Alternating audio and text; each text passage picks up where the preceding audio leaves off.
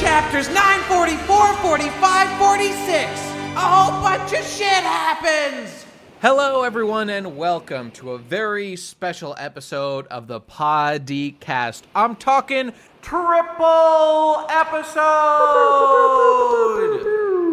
It's 3 times as bad.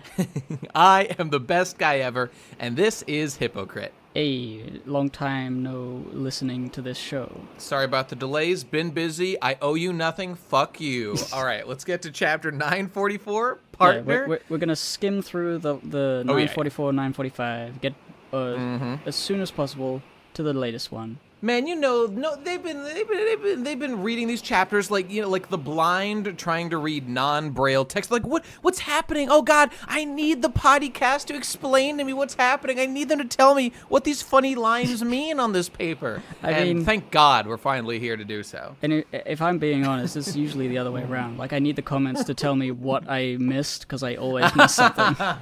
We do. That is helpful. That is helpful on occasion. But okay.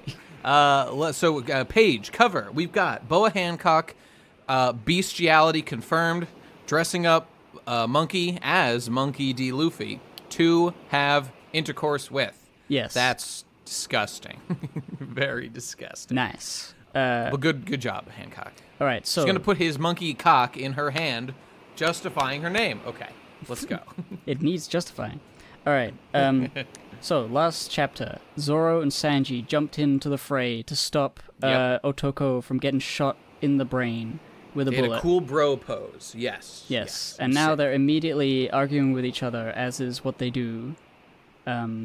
This was, as we mentioned, the first time they had seen each other since... was it Dressrosa all the way back? That's right. The very beginning of Dressrosa when they were in disguise. Somebody said that it has been 6 years of real life time since these two characters have met. I don't remember offhand if that's for sure or not, but that seems like a roughly... Yeah, I think so. And Dressrosa was a long arc. And they're getting straight back into like the yelling at each other. Nothing changes. The more they change, the more they stay consistently retarded. Okay, so here they are, protecting Otoko. Hooray, there's fucking the girl being like, oh my God, is that Zoro's comrade? And here comes Drake, the big dick dinosaur. So basically... And also Orochi. So basically, Yasue sacrificed himself to get the heat off of the rebellion. And now what it seems to be happening is that the Straw Hats are jumping in this moment. Zoro... Not a great idea. Well, this is what I'm getting to a thing. Like, Zoro and Sanji jump in. They save Otoko. Frankie jumps in. He saves Yasue. Zoro... His dead body, anyway. Yeah, well, they got to bury it somewhere. And then Usopp, and then Nami and Robin, they're all doing something. And I think this is like leading into the Straw Hats taking the blame so that the rebellion can continue, which is a nice sort of like a reason the Straw Hat Pirates will be indebted to the country, other than the fact that they just helped.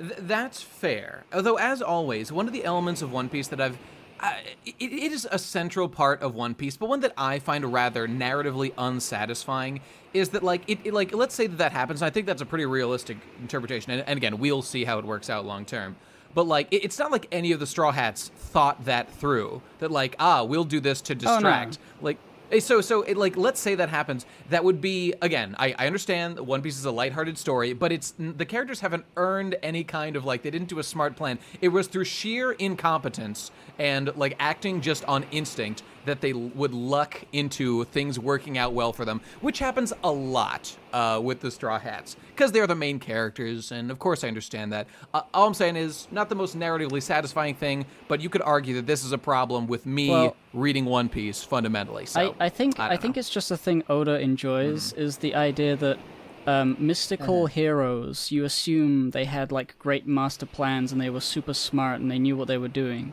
But the reason like people remember Gold Roger, is because of the deeds he did, and there's like implications that Roger is kind of a dumbass like Luffy. What if we found out that Gold Roger literally lucked out of every situation he was in? I'm just saying, what if we found that out? It would be like, oh, I think what it is like life is unpredictable, and it's funny how people remember the things the way they want to remember them. So like Luffy will be remembered as like, you know, a 19-foot tall superhuman who's like the greatest guy, the smartest, the best, and in fact he just like would do things because he's hungry, and he would run and beat someone up because he's angry at them because they stole his meat. Like the reality is that life is really silly and like haphazard, and nothing goes to according to plan. But like in the history books will be like, what a legend, and I think just Oda likes that. He thinks it's fun. I very much believe that one of Luffy's great strengths, just as a human being, is that he is simply a man of action who just does things. And a lot of us, myself included, can just sit around and like theorize and scrutinize, like, oh god, I need the perfect plan. Luffy doesn't worry about that. He just does things, and oftentimes, and it's just like I can certainly vouch for the virtue of just doing something as opposed to nothing, and that's very much who Luffy is, and he like kind of represents that ideal, I would say. And sure, in real life, not everything is going to work out the way you want it to in that way. But like to look at it in a charitable way, like I could say that Luffy extols that virtue, which is a virtue, and I can appreciate it on that level. And the last thing about that I'll say is just that like one of the most amazing things in all of One Piece is the whole Eneru-Luffy dynamic, where Luffy just as a man of action, you know, just said, people have been fucking up this whole island and my friends, Eneru. I'm going to go kick his ass. Anyone else in the world in that situation would have been destroyed utterly, but Luffy was the one man who could handle that beating rubber against electricity. You know, we've been over it. I'm saying I love that as that's almost like a joke on like how badass or how initiative taking Luffy is. And all I'm saying is if you keep having Luffy luck his way into situations like that, again, I understand the kind of series One Piece is. I know it's not to be taken that seriously. As I just said, there's virtue to it. But it runs that joke rather thin, retroactively. And it could be like, oh, Luffy just always lucks out of these situations. Okay, rant over. That's all I wanted to say. I mean, valid, I would say. In this, though, it's not Luffy, it is Zoro. And the reason he does all this stuff, he goes straight for Orochi's throat with a sword slash. Is because of the terrible things he did to the Laughing Boy town. He's going for a justified murder, as they say in the biz. And it gets slapped out of the air by Kyoshiro. There he is. Indeed. And we finally get to see him do something. Let's do a power level check real quick. Zoro does a 720-pound cannon, or poundo hole, I think the Japanese name is. Do you remember on when they were riding that train that I forget, and we first saw, or that wasn't the first Puffing time. Tom? Puffing Tom, yeah. Well, he used a bunch of pound-a-ho things on that, I think. And then the first time he ever used it was in Skypiea, when he learned how to throw his things. Do you remember what numbers he used to use? Because now he's at 720. I remember. This is very helpful. I remember scaling. I remember 120. Okay, 120 was used. Okay, but now we're at like 6 times that, or whatever it is, or I think it might be 5 times. No, whatever it is. I'm just saying, wow. I guess Zoro's gotten like 5 times stronger than that. What a great measure! And look at this guy Kyoshiro. He blocked 5 times stronger Zoro. Wow, I get it. Power levels, excellent. But I approve. Okay, unironically, yeah, I'm checking it off. I'm feeling good about it. Unironically, got to type this into my spreadsheet.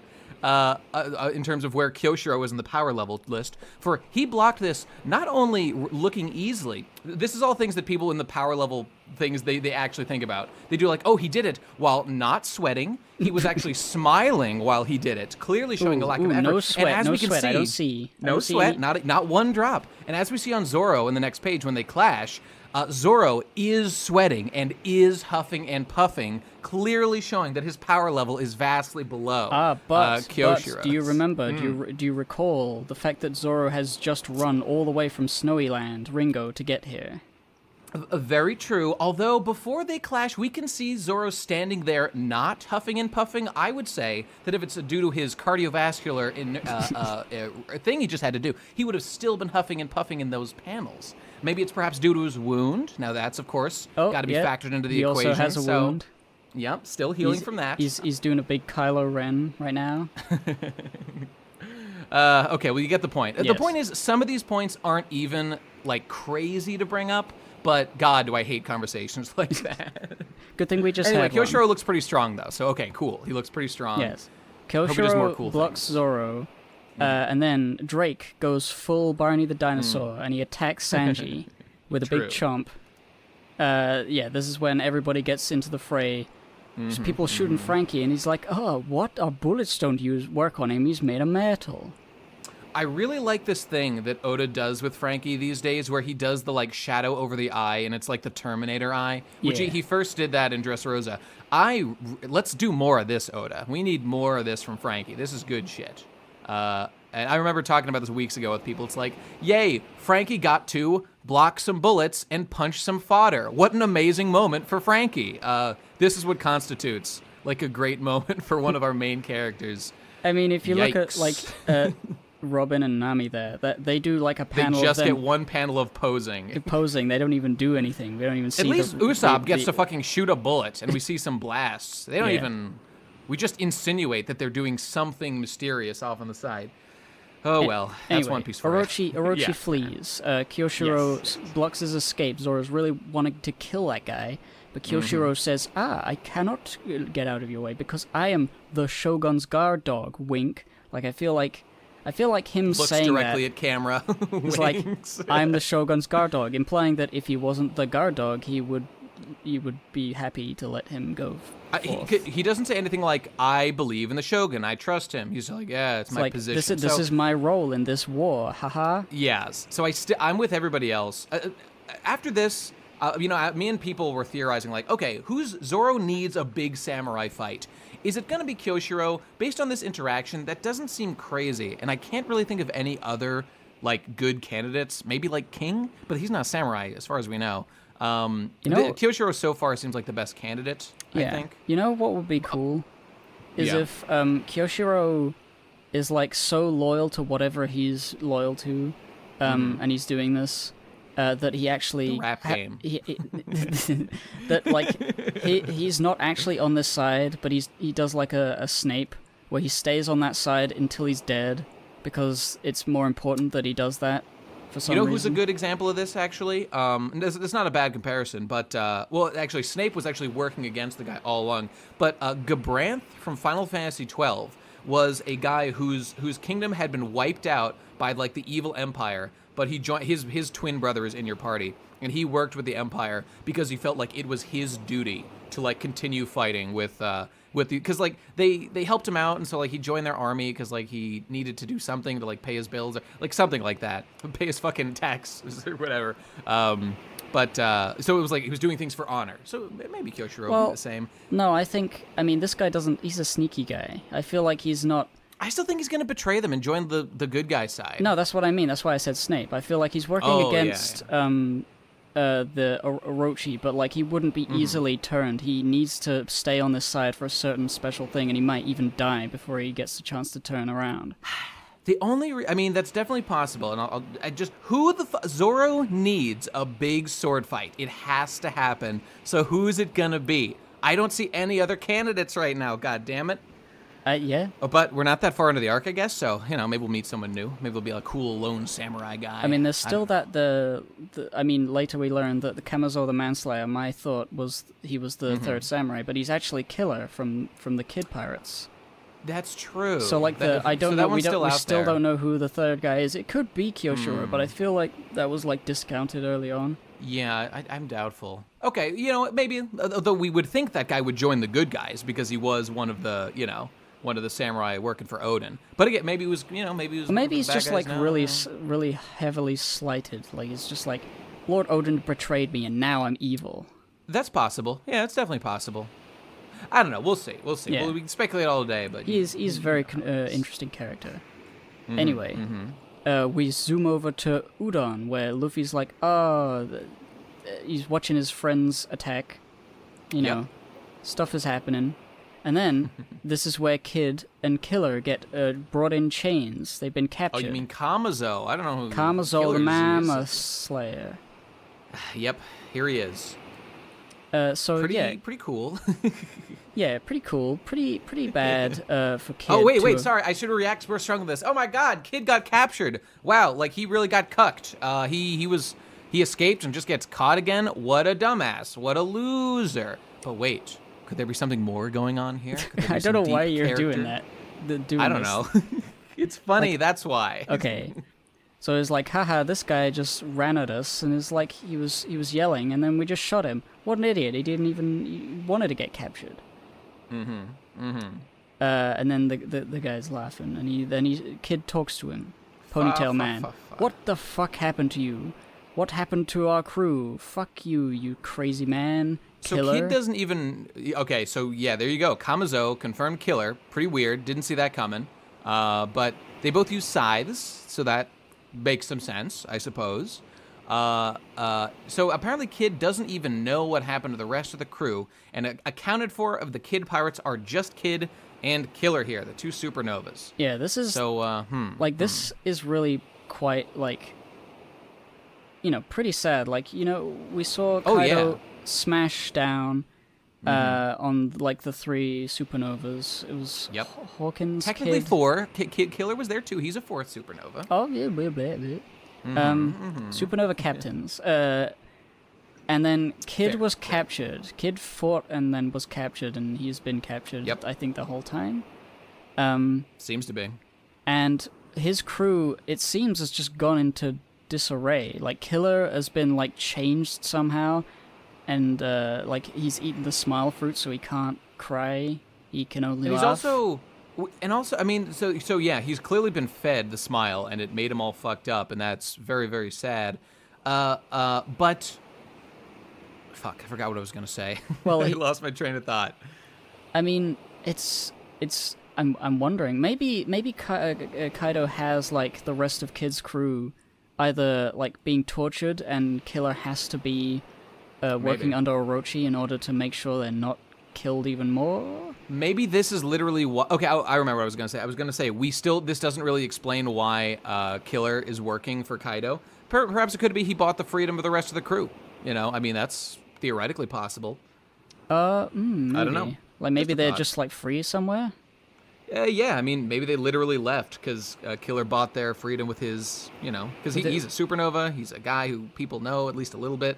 Kid is too obstinate to try to probably to like offer to work under Kaido under any circumstances. Which, by the way, it was confirmed. So Hawkins, obviously, we know is working for Kaido, and Apu was seen previously on a Denden Mushi, I think with Kaido or with some of the other people. So we know that Apu is also working with Kaido. So the only person of that alliance who has not buckled and just agreed to work under Kaido was Kid, who was the highest bounty supernova. So pretty badass guy. So cool for him.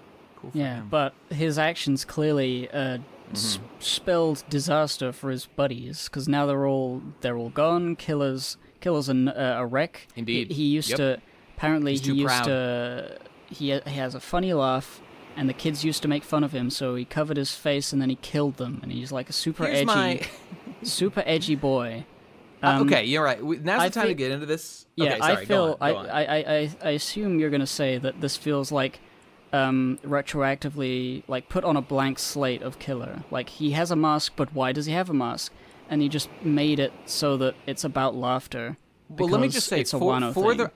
I do feel that is true. I don't think Oda planned that. And let me just say, for the record, this was not what I was going to say specifically, but Oda confirmed that, like, everyone's gonna be like, oh no, he thought about all the supernovas so much.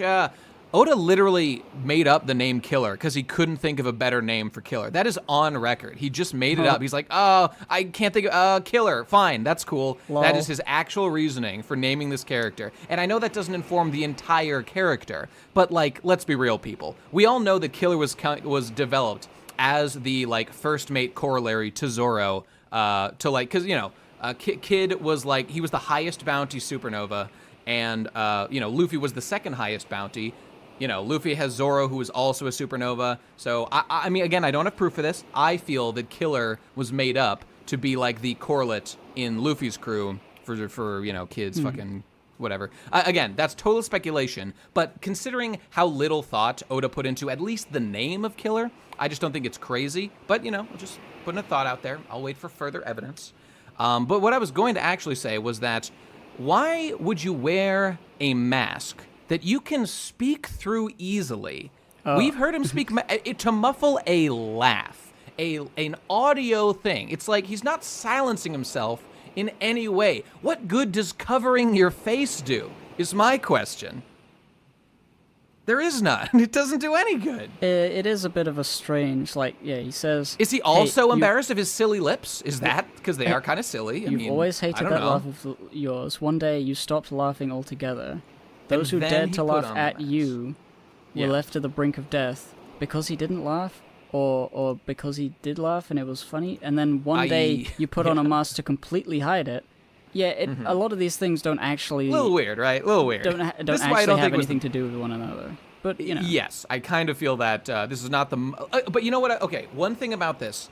As a usage of the smile narrative, I feel that everything we've seen about the smiles up to now has led up to this moment. Because Killer's a character I actually kind of care about. He was Kid's number 2. I've seen him doing cool things like in One Piece before. And now a character that I have an attachment to as a longtime One Piece reader, this person has been harmed by the bad effects of the smile. And, forget him. What it's really done to me is obviously Captain Kidd here, Eustace Kidd, when he saw his buddy Killer being hauled off, he, despite still wearing sea stone cuffs, came out to try to fight them off to free him because he would not abandon a buddy who's in this kind of a situation. You tried to save him and he just got caught in the most embarrassing way possible because he just wasn't willing to give up on him. Because Kid's a fucking badass and a good man who defends his fucking bros. So this whole thing, I'm actually starting to get down with the whole smile narrative. And the fact that this guy, I feel it's a little forced. I don't think this was thought up.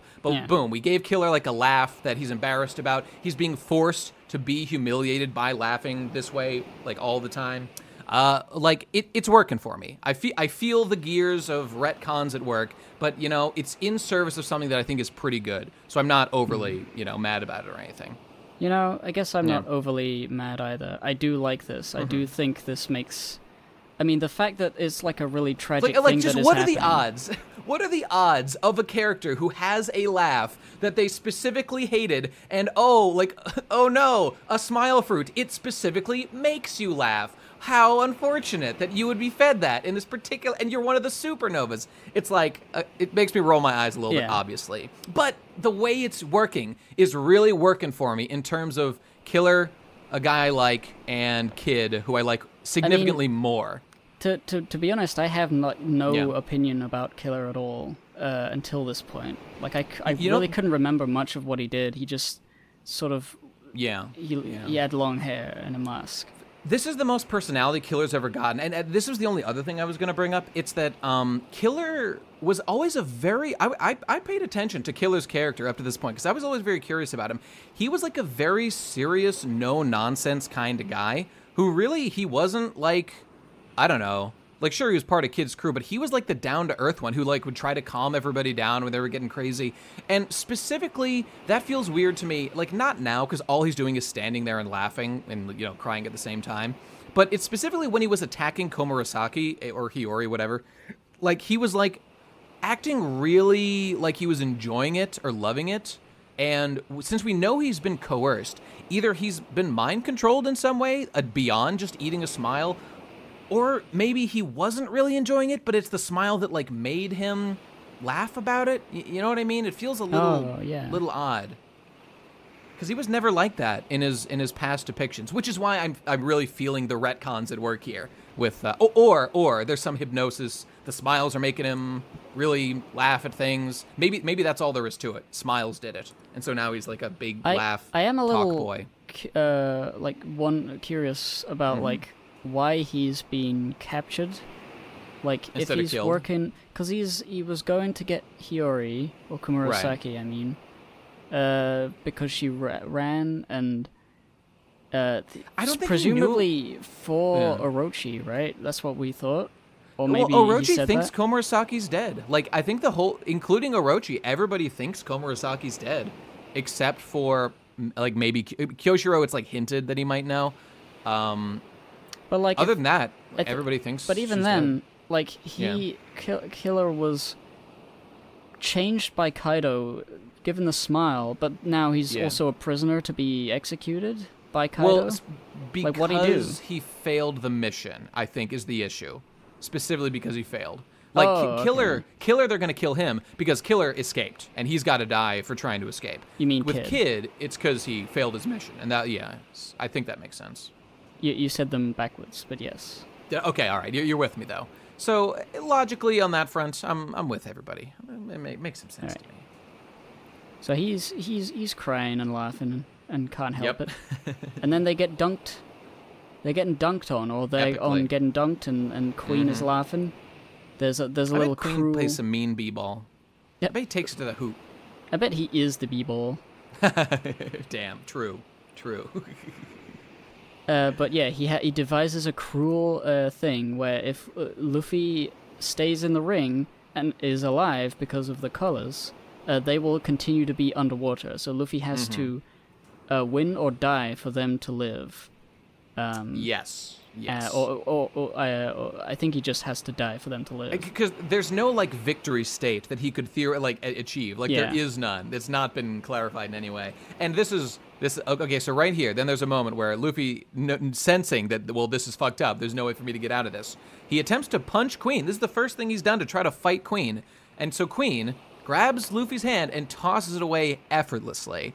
So I assume this was at least a relatively serious punch from Luffy. Like, obviously he didn't go fucking gear fourth or anything, but, when Luffy's trying to punch you to save some people's life, I'm taking it pretty seriously. And Queen stops at no effort and tosses him away. If you notice, there's a little, on his mechanical arm that he catches it with, there's a little sort of like hydraulic gas leaving. So I feel like that was like a super grab, a super throw. Possible. It's always hard for me to read too hard into some of these squiggles because it's hard to know what's just like an action line. Because to me, I just thought that was him. That's like the initiating point of where he begins the toss, and there's a little dash there. Well, there's a speech bubble that goes whoosh. So I assume it's like... I felt that's just the movement of the arm making a whoosh. I get your point. You might be right. I'm a little confused. Like there's something clearly up with that arm. And I don't even know if that's true. Oh, okay. Well, I think this is like illustrating that arm is like different from a normal arm. Okay, well, let's keep that in mind. You might be right about that. I think it might just be armor though, but okay, whatever. So, but there's a great panel right here of, Queen's like, yeah, Luffy, try to fight me, fuck you, not happening. Give up. There's no hope. There is no way you can get out of this. This is a death sentence. And it's just a nice close-up on his face. This is the most serious panel that we've seen of Queen yet. And I like this. I bet in the anime this will be done in an intense, good way. You're going to die, every last one of you. This is the first moment I felt any intimidation from Queen whatsoever. And it's well due. It's funny because it's the only reason he's like that is because he hasn't had his Oshiruko today. That's what they say. It's like, he's cranky today. He hasn't got his Oshiruko. That's true. And so he's... screaming, you're going to die. I mean, well, that's true. And boom, there's a big boom outside the fucking wall. And, what could that be? It's Big Mom. That's what it is. Yeah, she's here for the Oshiruko. Speaking of Oshiruko. So, oh, yes, indeed. So that was the brief recap of 944. Only 28 minutes. And now on to 945. Yes, here we go. What's the name of this one? Olin, yes. The classic character. We'll have time codes to the chapters in the description, I guess. Yeah, we can do that. So, back to the Wano capital. Pandemonium is still ensuing. Orochi is getting away on his little house. It's called a palanquin. I love that word, palanquin. It's my favorite. Yeah, so he's... just like laughing, saying "kill everyone," haha. And yes, this is the bit where Kyoshiro is fending off Zoro. Oh yes, and not a single sweat bed. No sweat. I count at least one sweat drop on Zoro's face. At least one, confirming his manlet status compared to the mighty tall Kyoshiro. Oh, by the way, in that first panel, do you like how it clearly shows his pompadour like goes forward and then clearly bends down at like a 90-degree angle? I like that. That's funny. I hadn't seen that before. How can he see anything? Oh, he can see half of things. But hey, it's the Ninja Boys. Zoro can only see half of things as well. So oh my God, they're a perfect match. It's true. And here's the Ninja Boys, the Oni Baba tall head man and his crew. Hell yes, let's do it, gamers. Shu with big head. I like him. So He's a good Big man. Head was told by Hawkins that it is the Straw Hat Pirates, and this is like, aha, the Straw Hat Pirates are behind this stuff. So this is where my theory goes to your point. Yeah, that they're gonna take the blame in order to help the rebellion, and then like I can imagine at the end it'll be like. I just like that's those moments where like they could get loads of recognition, but instead they're pirates. They sneak away, they run away, and people pretend to be angry at them. But in fact, everyone loves them because they save the world. Those are very satisfying. Let's see, they did that in Alabasta, in Enies Law or Water 7, Skypiea. Well, not quite Skypiea. Okay, whatever. Skypiea was my favorite because they thought that everyone was chasing them to like scare them away, and they thought they were carrying a giant weapon to like attack them with. Actually, it was like the biggest gold pillar in the world that they wanted to give them. Hilarious, because they loved him so much. But anyway, this girl shoots him with some ninja arts, but that's just a gun, you silly girl. Get it straight. And here's okay. So he passes off fucking Otoko to Usopp, who's running away. Sanji's fighting big old dinosaur man and gets absolutely cucked by the tail. Didn't see that one coming. Yeah. So this looks to be this chapter. Beginning of this chapter seems to be setting up one-on-one battles that may continue on and be real battles. It's not. Don't get your hopes up, dog. It's not going to happen. If not right now, I feel like this is like pairing up people. Maybe later. That'd be cool. Like Drake versus Sanji, and say, you're a Vinsmoke, huh? It's like, don't call me a Vinsmoke. I'll fucking kill you. Yeah. Oh, and then because Drake himself hates his past of his dad, who was a Marine, who then became a pirate and like abandoned the Marines. And then we saw Drake when he was a young man during Law's flashback when he was on the island where his dad, who had the Ope no Mi, got stolen by those other lads. Oh shit! Pretty cool. I didn't realize that was Drake over there. That was him as a young man, and his dad was the pirate who stole the fruit, apparently, who got stolen from by Rocinante. By the way, do you feel at all, Gib? Like, okay, we see a little bit of a dinosaur fight. Okay, cool. Wow, I already feel like here's my hot take. I feel like with this misdirect of a tail swipe, we've already seen the most possible interesting move a dinosaur man could do, which is just use his tail instead of just bite you with his head. Like, where can you go for a dinosaur fight, man? Because the only other option is to go just Rob Lucci, which is just like, just generic strength power-up of a Zoan, which is exactly what Lucci did back in the day.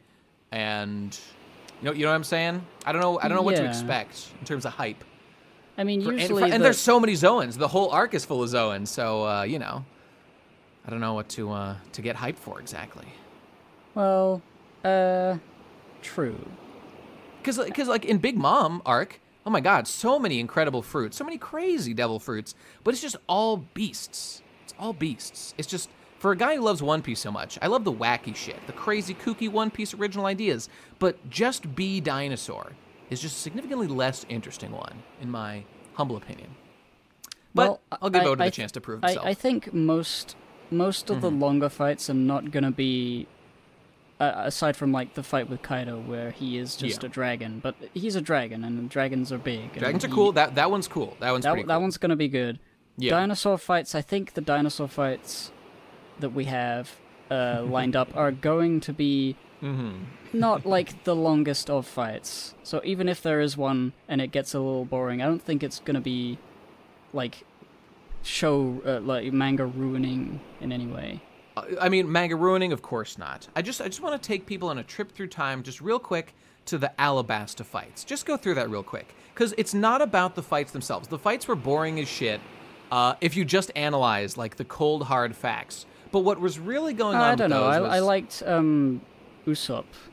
Well, that's what I was gonna say. Like, if you just say like skinny man fighting with reindeer guy like used trickery and strength to Whack-a-mole. beat like Whack-a-Mole and Batman. Like, okay, that could be good or could be bad. What made it interesting was like the specific use of tactics. My whole point I'm getting to is it's all about the intellectual content. Like, as I always say, was what made Mr. One versus Zorro so great? It was the entire arc, the internal arc of Zorro overcoming being able to cut steel. That's why that fight is so amazing. And look, even Miss Doublefinger, or Miss Golden Week, no, whatever, Miss New Year's Eve, that's her Japanese name. Her versus Nami, what made that fight interesting was Nami, with their first real fight ever, figuring out, like, how to fight with the climate act. Like, that's what made that fight at all interesting. If it wasn't for that, it would have been shit. It would have been boring. And I would make many such cases like this. It's about the extra personal stuff going on. And I think the problem is we've exhausted, this is why, I always talk about this, but we've really exhausted a lot of the inner narratives of like most of our characters. Like what made people care about Frankie versus, Baby Five, not Baby Five, Senor Pink. Like, that was everything about not even really Frankie's backstory, but it was Senor Pink's backstory. And then Frankie, Frankie's never really cared about manliness that much until that fight. And all of a sudden there was like a hook he could use to make him and Senor Pink do like a cool, manly man fight, which I loved, as everybody did. I guess when you've got so many things that have to happen, personal, like, adventure growing stories sort of have to take a back seat to, like, the overarching story. And plus, they just get used up, because, like, we've kind of seen it all from most of our characters at this point. Yeah, like, it's really just, like, it's not Zorro doing anything, or Sanji doing anything specific to get over, like, a character thing. It's them, like, doing something just using the stable of powers that we... It's like a video game. We know he's got these powers. Doing blah, blah, something blah. for the reason of, like, I care about the people of Wano and I will protect them, sort of. Which, let's be real, people, that is such a boring idea, like, for a character motivation. Let's be totally real about that. Nobody gives a fuck about generic Wano citizen 001 who's reading a shonen manga. In theory, we do, but that's not what makes us read stories like this. Okay, anyway. There you go. I don't see this, like, as...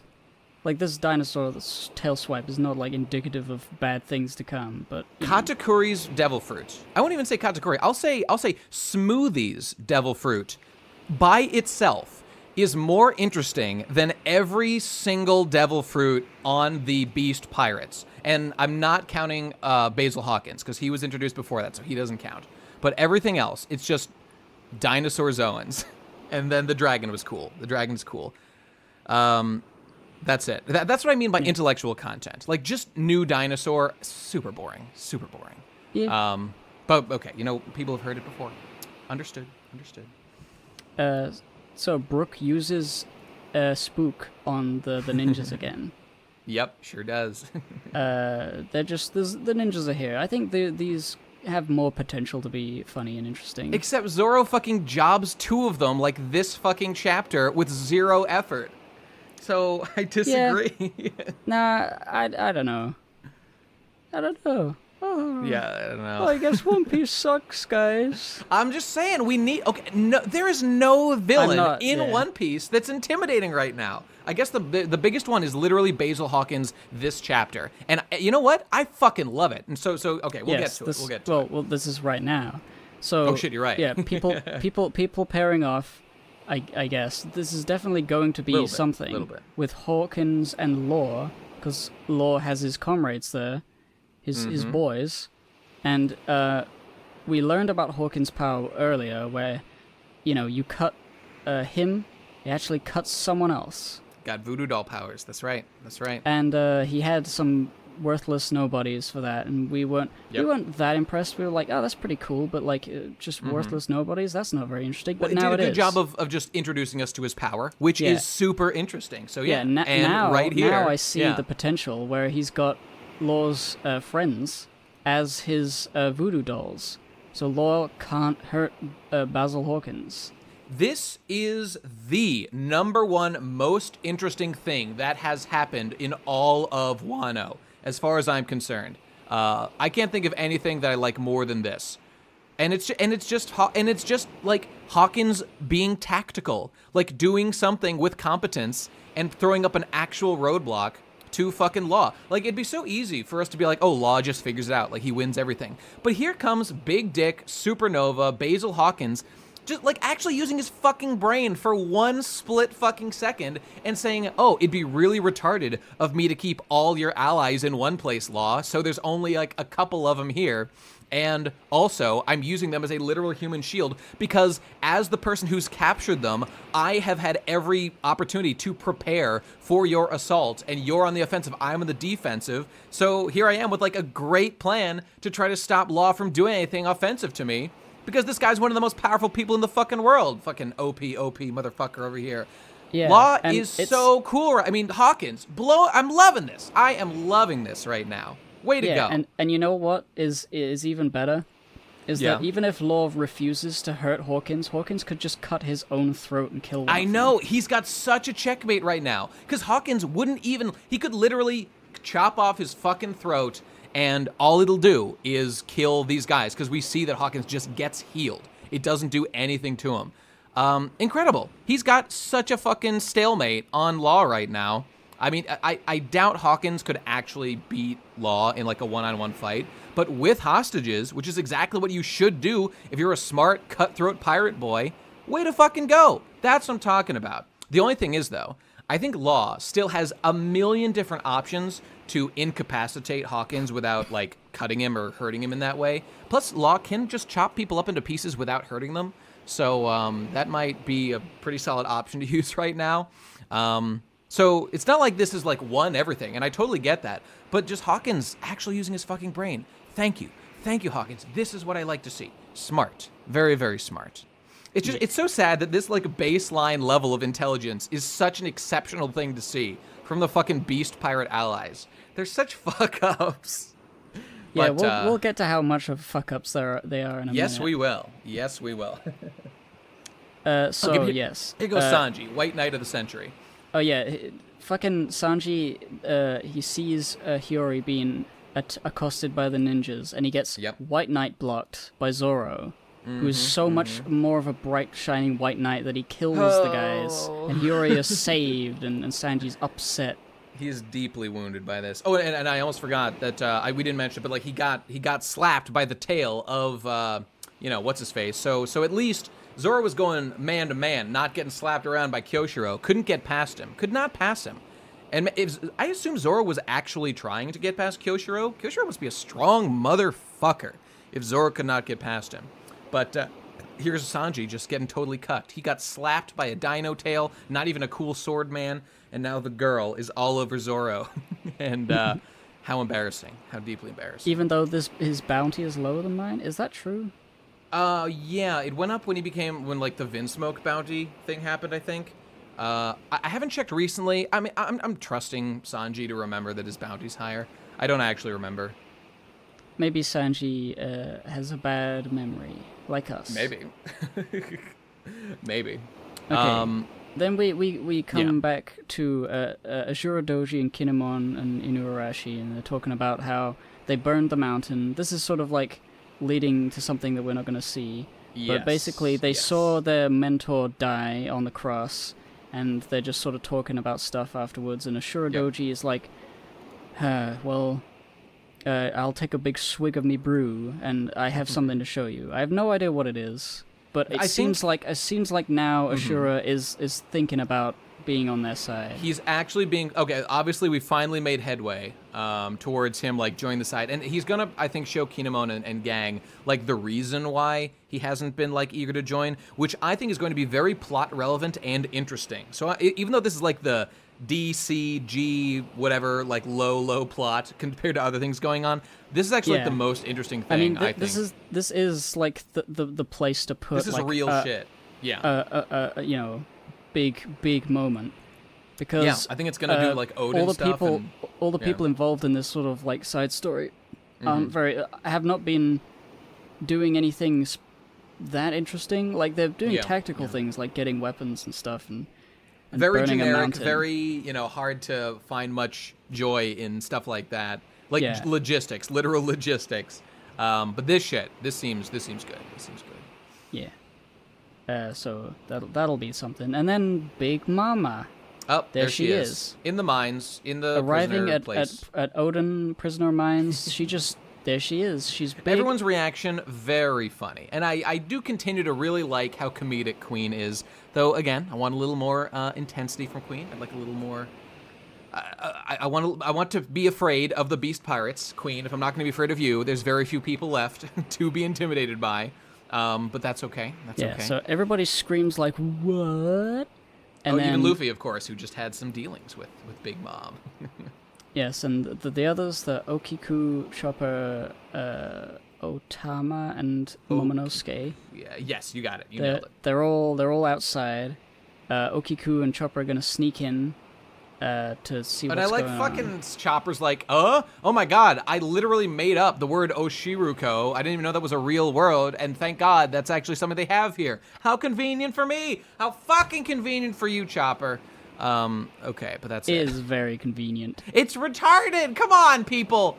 Again, like, it's just like I was just bitching about how they mildly changed Squall's hair in the Final Fantasy VIII Remake. I'm not crazy to be mildly annoyed by small things, people. You just don't care. Just be honest that you just don't care, but I have a right to care about small things that are bullshit. Okay. Just a personal issue. Sorry, I apologize, everybody. Deep breaths. Yes, I'm with you. But here they are, they're breaking in, they're telling Momonosuke and Okiku to wait outside, especially Momonosuke, because he actually matters. And then in goes our lady, Okiku. Wait, Otama, that's the little one. No, Otama's the little one, Kiku is the big one. Yes, okay, you're right. Right, she's heading in to do things. Mm-hmm. Charlotte Lin, the lovely lady, says, where's this lovely food I've been hearing about? And Queen is like literally shaking right now. He is literally shaking. Damn, what do you say about the fucking Oshiruko? Who the hell told you there was Oshiruko here? I'm so fucking upset. I like that everyone else is scared. Queen is not backing off of his Oshiruko against Big Mom, so respect. I respect him on that. Yeah, he's not a little bitch. He's a big bitch. So, something's happening to his neck. He's getting real thick, getting real juicy, lots of veins popping. Getting pretty erect, if you know what I'm saying. Yes, he is the biggest guy. Literally, because he is a brachiosaurus. Oh my god, he looks like a dick. he's like one of the better top trumps. Remember dinosaur top trumps? Anyone? I remember Littlefoot from Land Before Time. Big Water. Anyone? No? I remember. But he's big. He's huge. I like it. He's cool. I really like, haha, it looks like a dick, but I do like the way it's like, it's drawn with all those lines. Like, it feels like a big meaty boy. Like, he's like really, like, leathery skin. Like, that's a good dinosaur right there. He looks big, he looks meaty, he looks intimidating as a dinosaur. All that's very good. I suppose, because we were talking about this, I've kind of gotten over this, but, like, as, I was kind of hoping with Queen we'd get something a little more interesting for his Devil Fruit than another dinosaur. But, I mean, he looks cool. He's a cool dinosaur. I guess it's just everybody's a dinosaur in the fucking high-level big crew. That's fine. That's fine. Do you think they call the Grand Line Big Water? Oh my god, yes. Definitely. But okay, this Brachiosaurus is not taking no guff from no E-thought like Big Mom, so gonna stand up to this slut. But here goes our boys, they're running in they're saying, Lynn's very kind, so I'm very worried that she's gonna get bullied by the big dinosaur man. But, no.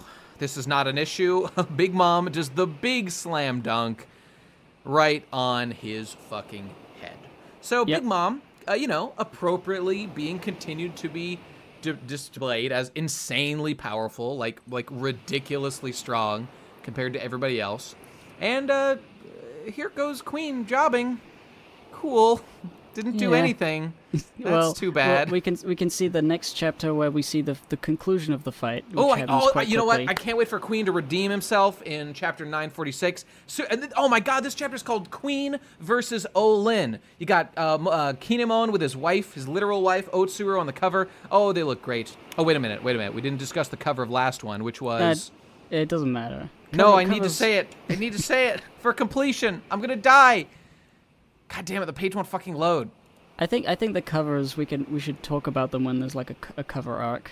Oh wait, the only thing that's cool about that, there wasn't a cover thing. It was that there's a new movie, One Piece Stampede. I may watch it. Okay, that's all I have to say. I make no promises because frankly, who gives a shit about the movies? Okay, please, Queen, redeem yourself. Queen versus Olin. It's time for a real fight with Queen the fucking Plague. One of the Queen versus Queen. What are they called? Highlights? They're called they have a name, don't they? Like the top Headliners.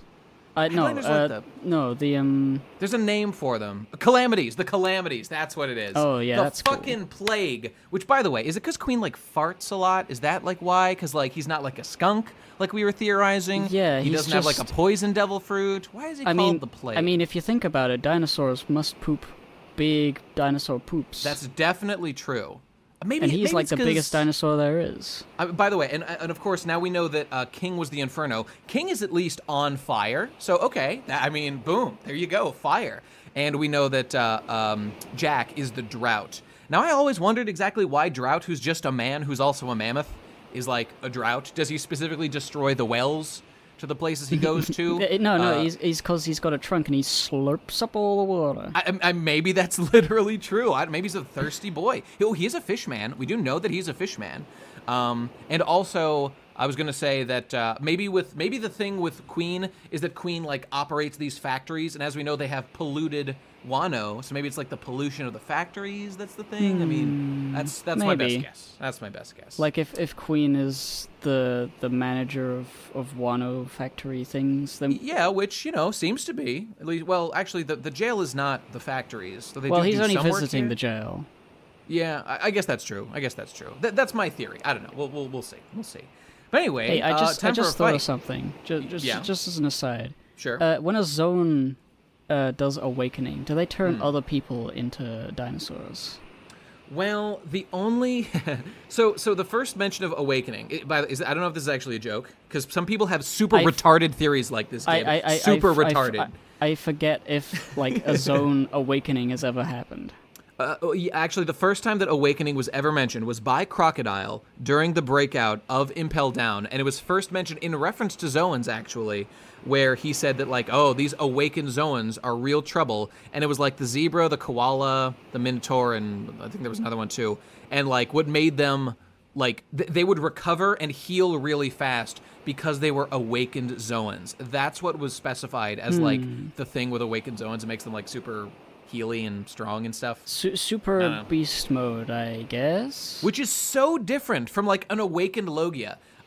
Or actually, no, we have never seen a quote unquote awakened Logia. Some people say that like if you look at Crocodile's powers, the way that he uses them is that he can turn things to sand around him. That is very similar to what Doflamingo did, like in Dressrosa, when he's an awakened Paramecia, actually. And so he can turn things to strings. By the way, this is just one of the reasons I despise awakening as a concept so much. It's because when we were first introduced to Crocodile, it was like Crocodile was the thing about him that made him special was he is so good at his devil fruit that if you remember at the beginning of Alabasta, Luffy did like a surprise attack essentially on both Ace and Smoker, two Logia devil fruits, and they were caught off guard. So it hit both of them because Logias can be hit when hit off guard unless they train. Crocodile is not like that. Crocodile's speciality is that he had trained so much that his reflex is to activate his Logia powers if ever attacked. That made him stand out and special. And the other thing is that Crocodile had the unique ability at that time of he had a sand Logia fruit, but he had tapped into like the deep lore, the deep powers that are inherent to a sand devil fruit, and accessed like the power of dryness. And so he had the unique ability to drain water from things because he had figured out this unique ability of his Logia fruit. This is something that a normal person would not have done. And he could use that power on such a large scale that he could drain the water from the environment around him and turn it to sand. Rock would crumble, plants would wither and die, people obviously would also wither and die, and then it was sand, and he could then use that sand as a Logia boy. That is worlds different from Doflamingo got awakening, now he can just turn things to strings. It's just he can just turn things to strings. Can you even describe how much more boring Doflamingo's thing in comparison to Crocodile's? So, and all I'm saying is, if in fact, sorry, but just the last thing is, if in fact Crocodile's power, there's one of two things. One, it's retconned and it's awakening. Oh, we've just undone every unique, interesting, personality-based thing about Crocodile's Devil Fruit and made it just, oh, it's just the generic awakening Bankai power that everyone has access to. Sucks, hate it. And the other option is, it wasn't awakening, but now who gives a fuck? Because other people can just access the exact same power just by hitting level 100 with their Devil Fruit. And again, we've robbed all personality from it. There's no way to win. And it sucks. It sucks. And again, none of this matters now. I love Katakuri. He has awakening. That's fine. The problem is the concept behind it when it was introduced has problems for the past of One Piece that robs it of personality and originality. And that's what I don't like. I feel like, with that, you could imagine awakening to be very specific to each Devil Fruit and just think of it as like, I'd like to. You've learned how to use this power. Yep. By training so hard that you've learned techniques that a novice with the same power wouldn't have even been able to think about doing. Exactly. But it is true that like awakening seems to have been changed from or introduced as just the same thing Crocodile had, but just with some other element. It's straight up video game bullshit, dude. It's so lame. It's like so I would lame. like to think of it as like an awakening is specific to whatever fruit it is, and it's just like you've reached max level with it. But it seems to be, it's just by what we've seen in terms of like the confirmed awakening things and the things that seem to be similar to it, that there's just sort of like a running theme of turning stuff into your element. And actually, we will discuss this very chapter. Another reason why I hate what I specifically hate is all these retcon-y kind of problems. Again, I know a lot of people don't give a fuck, but I do. And then there's other problems with the vagaries behind both Haki and Awakening, and we will get to those a little later in this chapter, because there's a moment that this is relevant to. But right now, let's check in on how our boy Queen is putting up a fight against Big Mom. Cannot wait to see him doing it. Oh, she's absolutely jobbing him. He is absolutely getting bodied. He is getting absolutely destroyed. Oh God, this can't be happening. Picked him up by the neck, swung him round. Oh my God. And did like a Red Monkey Ape Escape 2 like smash, dinosaur smash right on his back. And now he's just down. That's literally it. That was Big Mom versus Queen. He just instantly loses after 2 hits. He doesn't even get a chance to do anything. Okay, and again, the thing is, I don't mind Big Mom being characterized as this unbelievably strong. That's A-okay in my book. But what I question is, like, it's not even a question, because again, this might get fixed, but it's like, everything we're doing is making the fucking beast pirates look like fucking scrubs. Every aspect of it. Like, I don't think Katakuri would have gone out like such a bitch if Big Mom, for whatever reason, tried to attack Katakuri. He'd at least, like, do some dodging and probably could take a few blows. And, I mean, Luffy went punch for punch against Big Mom. And, I don't know, maybe I think Queen has a 1.3 billion bounty, if I remember correctly. Which, again, I know bounties aren't everything, and, he's part of a Yonko crew, so he might literally be significantly weaker than Luffy. It's just, man, I mean... all right. Ouch. He's probably stronger than Katakuri, right? I mean, I'd like to think so. I would hazard a guess that he's, like, tougher than Katakuri. Like, he could take more hits. And yet he went out like a fucking bitch. I feel like this... I mean, it looks like he's, like, knocked out, but he does say something later about Oshiruko, because he hears that Luffy ate it. So, like, I think he's, like, he could get up and still do damage. It just, I don't know. It's not, like, I feel like I want to wait and see but it does yeah. just look like he's jobbed and like he's not going to be involved in whatever happens next. I will completely take this back. And the thing is, I say this so often, like, if XYZ happens, I will take this back. Most of the time, it doesn't happen. But if this is like a bit that's designed to make Big Mom like look intimidating and like, wow, she could even beat up this guy, that's fine, because we know Zoans, like, their power is their toughness. If Queen, just for example, gets up next chapter and starts, like, launching some like, just, even just taking blows over and over, but seems resilient or at all tough or intimidating, I will say, like, okay, you know what? This is what I want to see. I want to see a powerful guy like Queen able to, like, do something against Big Mom, because we already know Luffy can do something, and these guys are significantly more experienced, and you would think tougher. I mean, this guy's a Zoan. That's their thing, being tough. So now, I had this thought, like, earlier about, like, the Beast Pirates jobbing, like Jack and Queen, and various other ones. Like, they're being beaten without lost having every single fight without much of, like, fighting going on. Like, they're just going down. I think literally the only victory is Kaido himself beating Luffy and then, like, Kid and the guys back in the day. Yeah, but, like, I feel like there's, like, a potential, like, good side to this, but I don't think this is what's going to happen. Okay.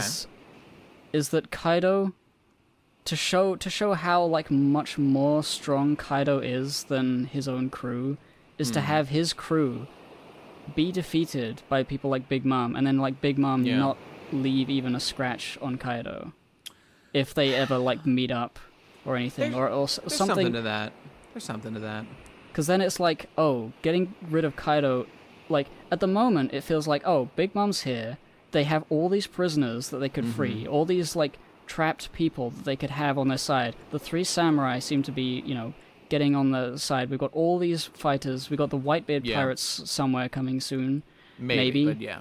Some of them, at least. Maybe not Marco, but, like, we got a lot of players on our side now, and all the Beast Pirates seem to be losing. This is going to be easy. And then they all get together, they try to defeat Kaido, and he just destroys them all. That would be, like an incredible way to show how Kaido is, like, unbeatable, is to have him be at such a disadvantage and still win. I suppose that's true, but it's like, when's that going to happen? During the final raid? Not during the final raid. That's like the bit where everybody thinks things are going well, and then he just knocks them down. Yeah. Before Act 3. The thing is, though, dog, I think we're already... it was the end of Act 1, but I think that moment was when Luffy got jobbed by Kaido. Like, I feel like that was the moment of, like, the low point. And there might be more. These arcs are pretty long, so there could be another one of those. I think there could definitely be a low point later on. Yeah, okay. But, I mean, I guess fucking Yasue this is just me being, like, overly generous and like, optimistic. Well, you're not wrong. Sure I mean, I lean towards will pessimism, happen, but so... Yeah. Yeah. I mean, I like to be optimistic when it's, when it's the nice thing to do. Yeah. I'm actually more of a realist usually, but well, seeing the good little pretty flowers here and there. I feel you. I've got more to say on this. This thing with Queen is a bit like, oh, okay. It's just deflating. We're like, oh, he didn't get to do anything. He just turned into a like what? Let's just real quick. The intellectual content of Queen was he's a funny dancing man. I love all that. Way into him as a character. I mean, I'm not gonna say I love him. Like he's funny and good, and I like him. He is a dinosaur. Wow, never seen one of those before. And then he loses. It's just I need tactile reasons to be intimidated. There needs to be something more to him, because at the moment all he has is that he likes his food, and then he doesn't get his food, and he's a little angrier than usual. But like what that led to was nothing. Unless what that led to is him making a rash decision to attack Big Mom, which he would have otherwise not done. But like it still means he lost to Big Mom. Which, I mean, there's no real... Again, there's no shame to losing to Big Mom, really. But what there is, like, a lack of development of him as, like, an intimidating antagonist. That's what I'm complaining about, specifically. Yeah. Like, if he turns up later, I'm not going to be like, oh, shit. It's going to be like, oh, cool. Imagine if like going to be mildly good when you imagine when I if see him again. Katakuri had just like lost a fight early on in like fucking Whole Cake, or like who's a less like imagine if fucking remember that heat guy, the guy who could heat up everything, the fucking punchy man. Imagine if Oven. Yes. Imagine if Oven had just lost a fight early on. Like, it's not like that makes him a terrible character. Let's say fucking Kaido showed up and beat him. Like, okay, that's fine, but what it doesn't do is make him seem like a more intimidating antagonist. And that guy was a very intimidating antagonist. He wasn't like the most memorable character of all time, but he absolutely served his job. And again, all of this might just be complaining about things that Oda will fix later, but just take it as, geez, Oda, we sure are craving this thing of making the antagonists seriously intimidating to our characters instead of seeming like I just feel like Oda is leaning too hard on the jokey side of things. And that's fine, but with antagonists, you gotta have the spook. I need the spook. Bring me the spook. That's what I've got to say. We've got more to say, but there's more chapters, so we'll revisit this. So there's a cell. There's a cell that's open now. Oh. Yes, the cell, I think it's Kawamatsu. It's absolutely Kawamatsu's, for sure. Okay. So he's potentially free now. Yep. May not have his cuffs off, but that's fine. Raizo is going to get those. And speaking of Raizo, he is sneaking around doing things because there is some lore about the transponder smails or snails. These specific Wano smails. They have a short range and they need to transmit a big boy snail. And if you smother that guy, nobody can talk to anyone. And that is what they have done. So conveniently, everything happening in the jail and perhaps elsewhere in the whole region, apparently, no communication is possible. Now let's hang on just a moment here, ladies and gentlemen. So we'd been wondering to ourselves previously, and we talked at some length about like, why aren't they just using normal Den Mushis? Those seem very common. They're, obviously they're not in Wano, but the Beast Pirates are not from Wano. They are from elsewhere. And I would just like to point out that in this very room, do you remember how they were watching the film of Yasue being executed? Like that was, so they had a video transponder snail playing that screen. So it's not like they haven't brought any snails from outside. Now, I understand. Maybe they don't have TV snails in Wano, so they import that, and they've got perfectly good, snails here in Wano that you might as well use.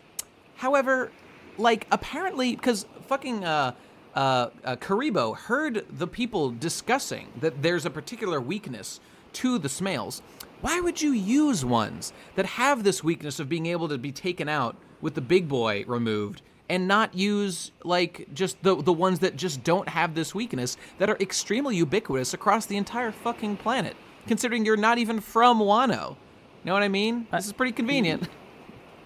Yeah, I'm wondering, like, maybe the TV was like a Japanese, like a Wano-specific TV snail. It was like two chapters ago. It didn't have the pagoda on its back, so it didn't seem like it. But maybe. In any case, it is strange that they don't use Den Mushi, and this seems to be like, they want them to be cut off from the outside world. That is the first thing. Yes. So Wano's cut off from the outside world. That's the most important thing. And therefore, they don't have normal Den Mushi, so they can't talk to people. Yes. But they want to have, like, there needs to be, like, telephone communications within Wano, so we have to come up with some different sort of snail.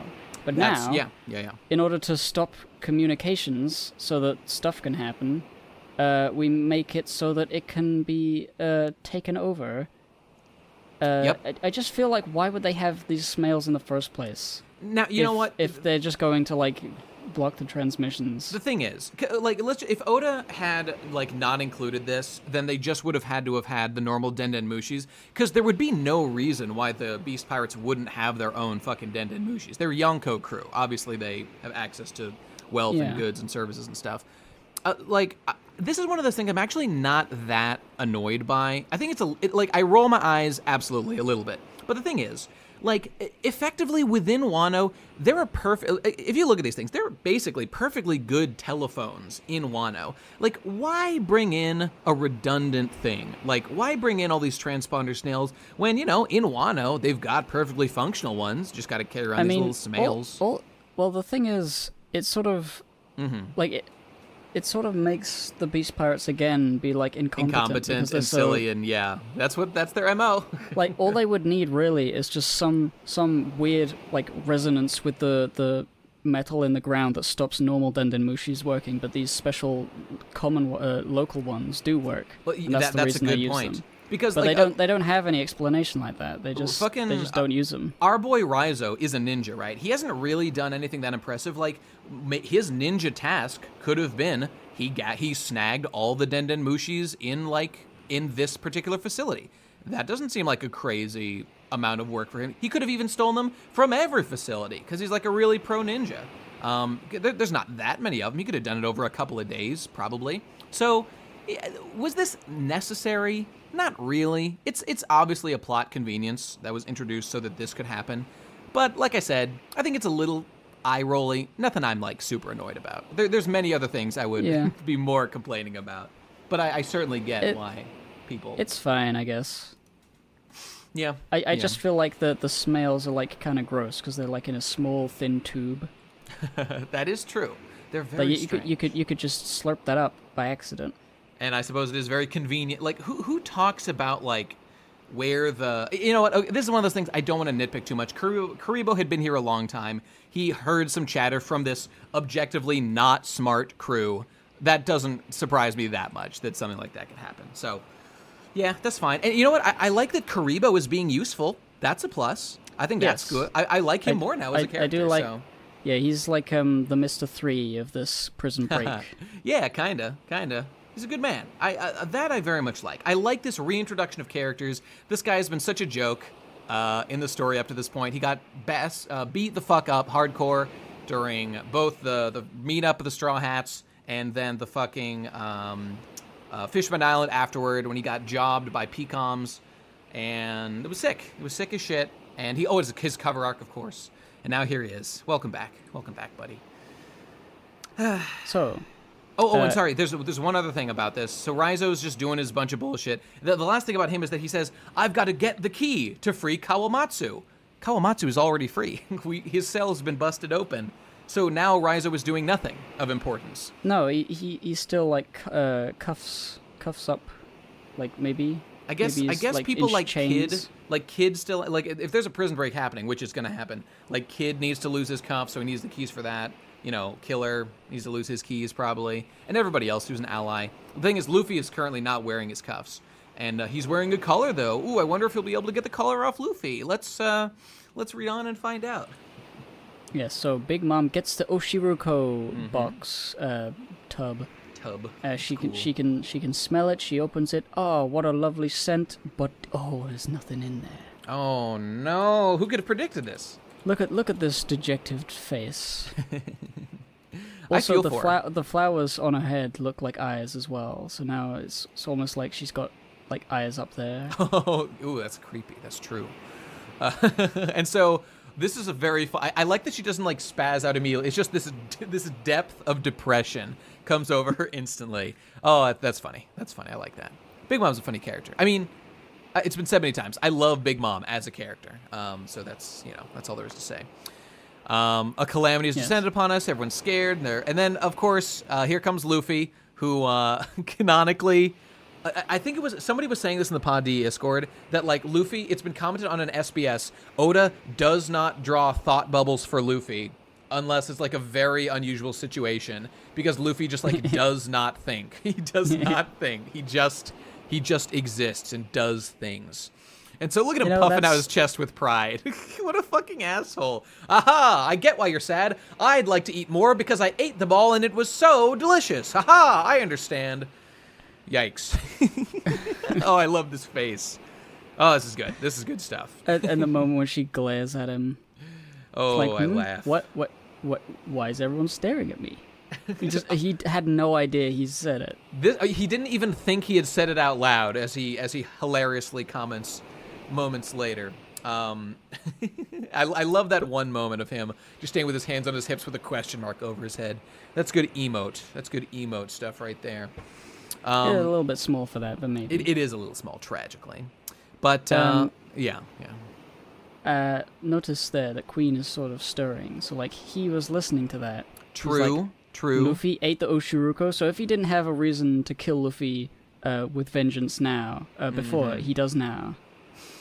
I wonder what this is gonna... Like, I feel like this panel here implies that Queen will do something next chapter. I think he is... But I'm not sure what it would be. I think... Here's what I just, think. like, attack. Oh, well, I mean, I think that'd pretty much be it. I predict at the end of next chapter, we will see Queen, like, back on his feet. Because I think they might even mention, like, oh my god, he's awakened, so he heals really fast. I don't know. I think he's gonna, like, recover from this and be up and be like, oh, you caught me off guard, but fuck you. Now I'm gonna actually try. Like, I'm praying for that. I'm praying for it. And I think in the ensuing Queen versus Big Mom fight, I think that will be the opportunity for our characters to escape. This is my prediction. And it'll finally, please, Oda, do it. Finally, Queen will seem intimidating. Like, and Oda, you don't need to act like Queen is like an equal footing for Big Mom, but he should be able to, like, do something to temporarily hold her off. This guy's a calamity. He's supposed to be intimidating. So now's the time. Now is the time. If there was ever a time to, he can still come back from this. The only thing he needs to do is to, like, cause Big Mom, like, just distract her. A tiny amount of pain. Because, that was the whole Big Mom's thing. been stated to be, like, literally invincible, as far as we know. So that's fine. Literally invincible. Like if he bites her, like, with a big dinosaur chomp, and it's sort of like... Her one weakness, dinosaur chomps. Yeah, something like that. Like, yeah, that's fine. And it incapacitates her for even a second, then it's like, wow, he's so much more strong than anyone else who's personally, Big Mom. I've always thought the idea that Big Mom is literally invincible is incredibly retarded. But, you know, that's just me. Well, you know, old ladies, they're too tough. You can't fight them. Just make her super... It's fine. You don't have to make her literally invincible. But, okay, whatever. Anyway. Yes, so moving on. So old Lin Big Mom smashes at Luffy because of stuff. Mm-hmm. How dare you eat the Oshiruko. Funny reason, though, she wanted to share it with all the poor people. Oh, which is why she wanted it so much.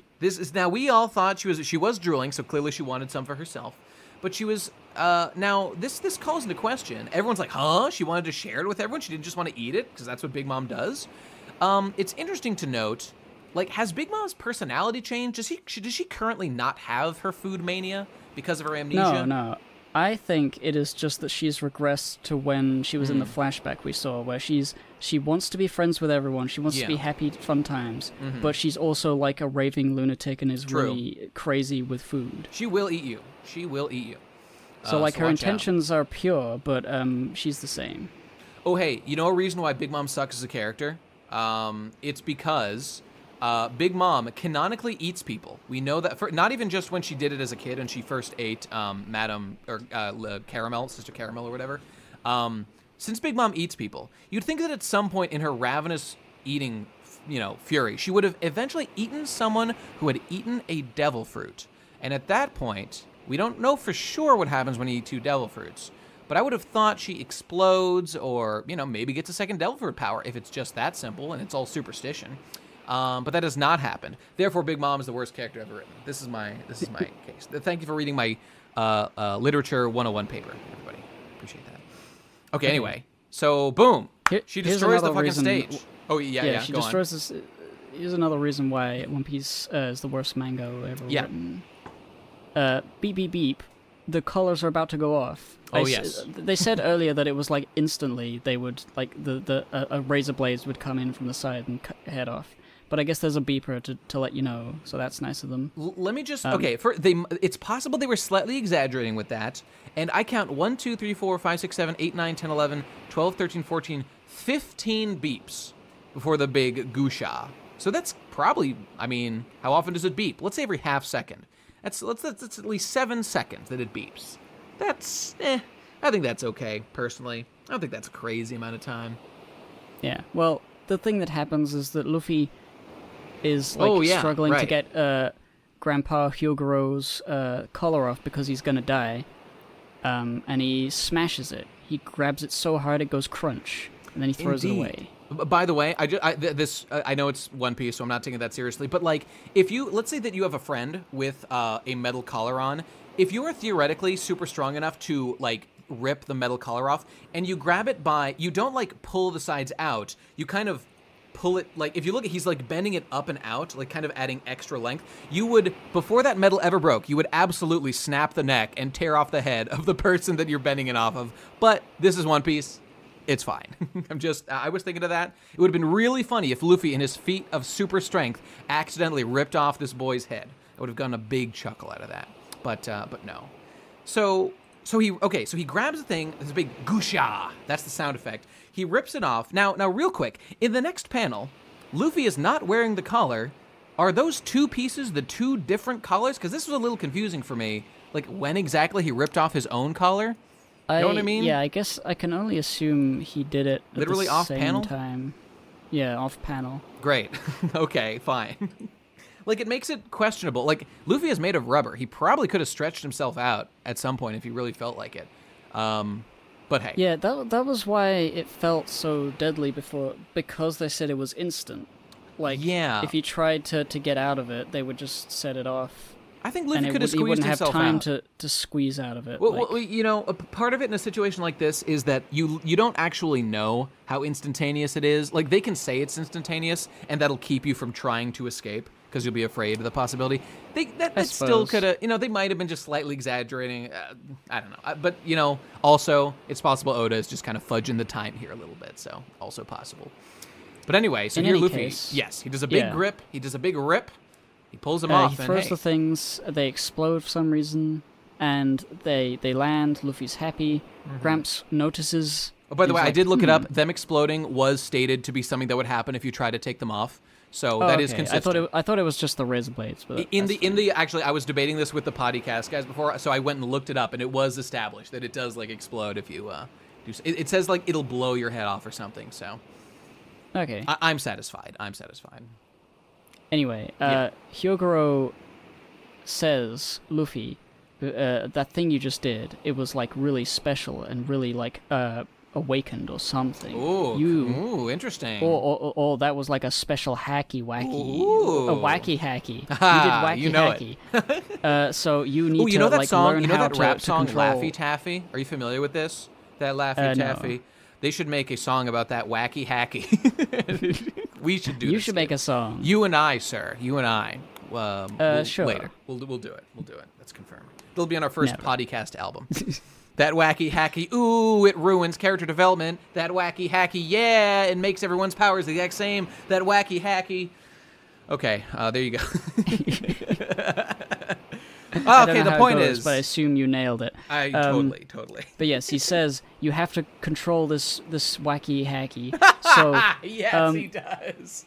Those are the exact words, folks, in Japanese. That's ueki hacky. So I'm gonna stand here and I'm gonna let Big Mom punch me, and you have to stop her punch. Specifically because what are you fucking talking about? He says the thing about only when backed into a corner will one's true power bloom. So okay, cool.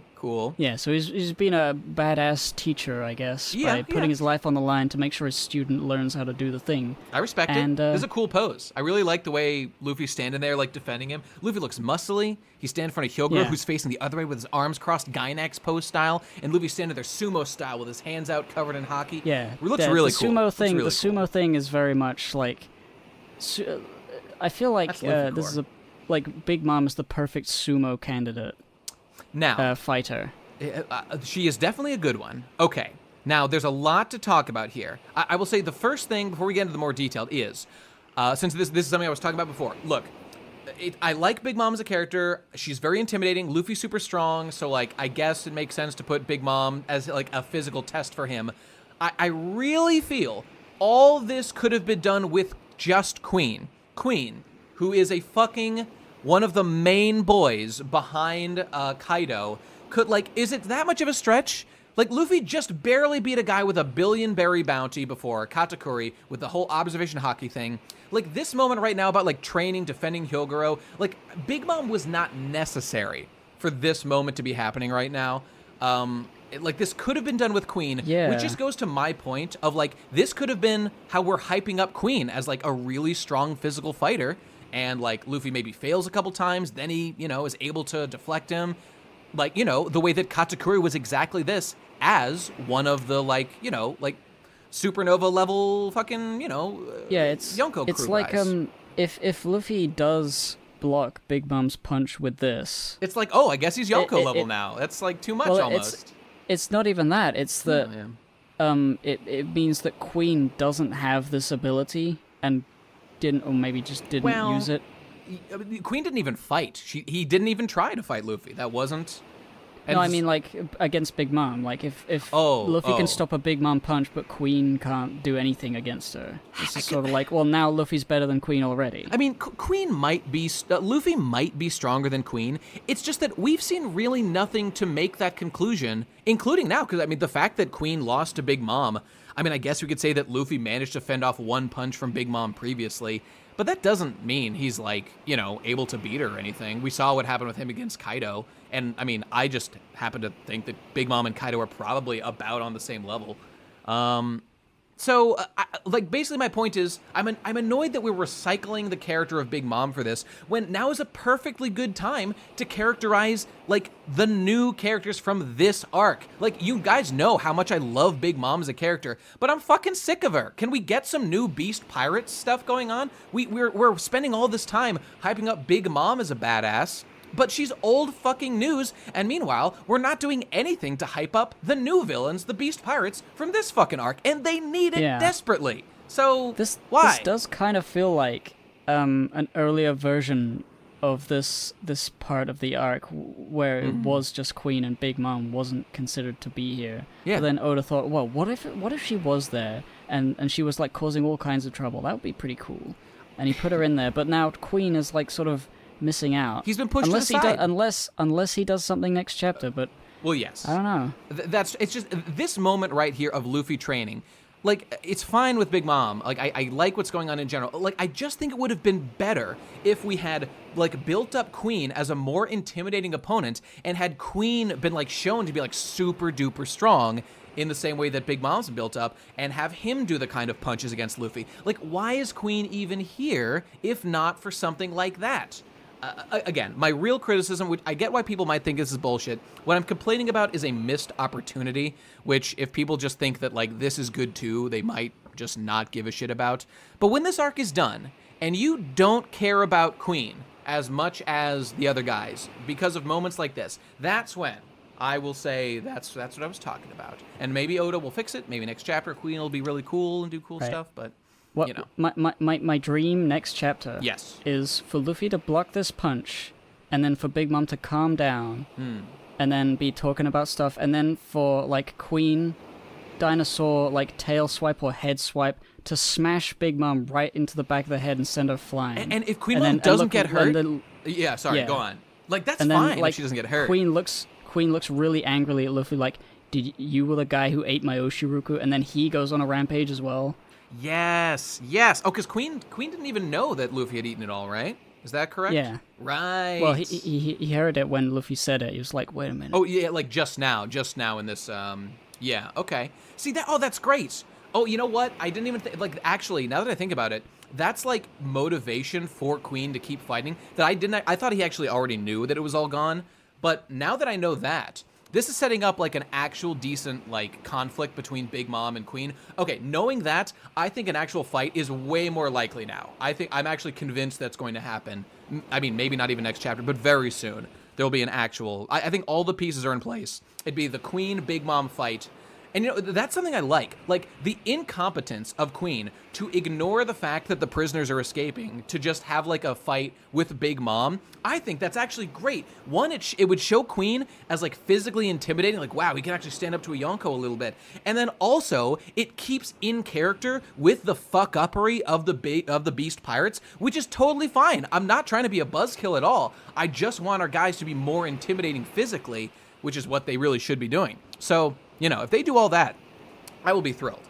Yeah, that's my big dream. And there's so many other, like, little things going on in the capital right now that could also... I mean, Hawkins is definitely going to be interesting. Of course. I really want to see how that plays out. You know, all the Straw Hat Pirates are going to be fighting their little battles and then running off and then meeting somewhere. I think Robin said in a few chapters ago that let's decide where to meet up because we're all going to be like escaping on our own. Yeah, I think so. So we'll see how that goes. Now, before we wrap up, we have to discuss, of course, the whole ripping off of the colors thing.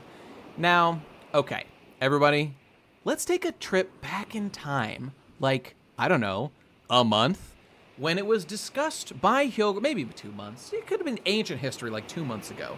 And if I remember correctly, what Luffy was attempting to learn here with this advanced armament hockey thing that he was specifically training with Hyogoro was like an ability to kind of project force off your hand and an ability to like counter really strong blows without even touching them was the idea. Okay.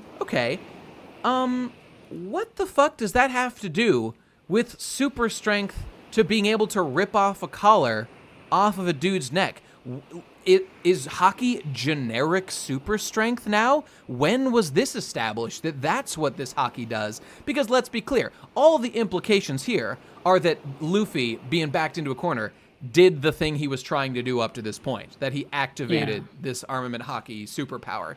But what even is armament hockey? Is it just extra super grip strength?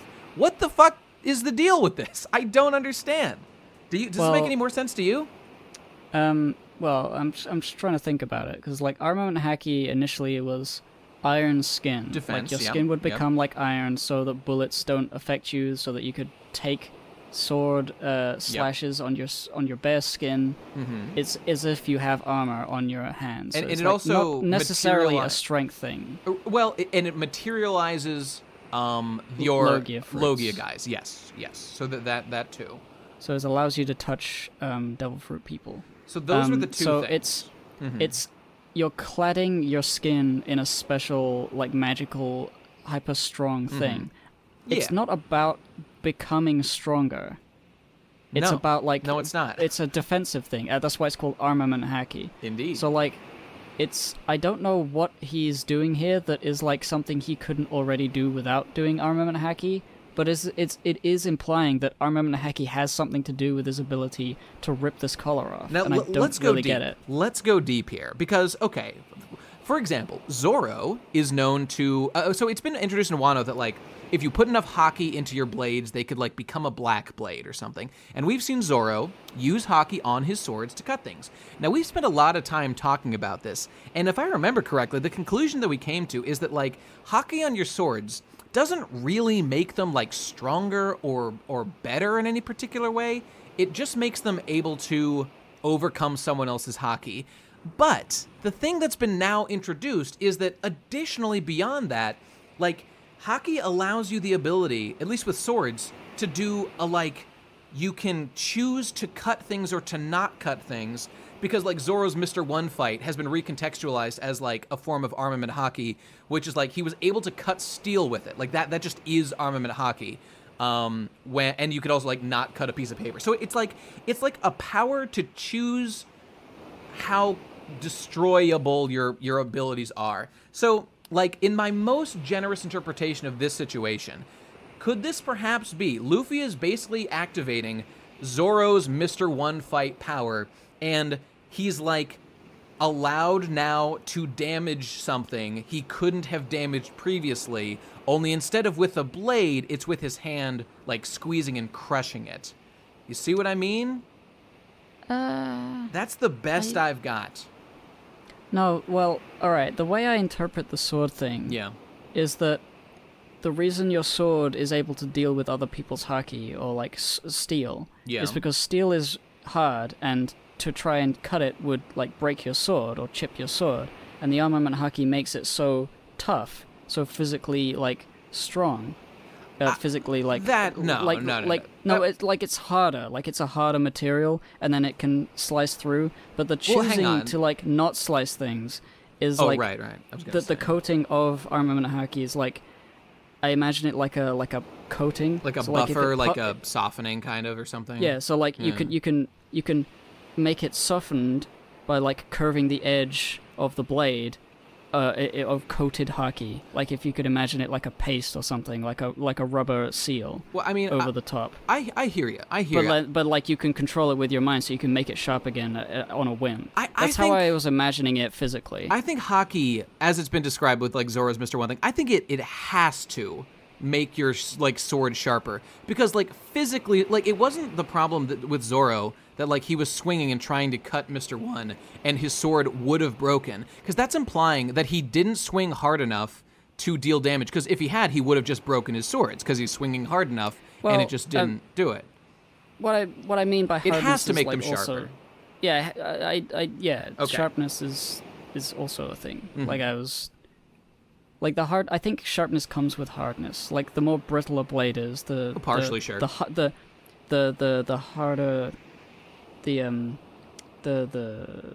like the material. What am I thinking of? Like materials that can hold a really sharp edge are usually more brittle. Yeah. Okay, I'm familiar with the concept.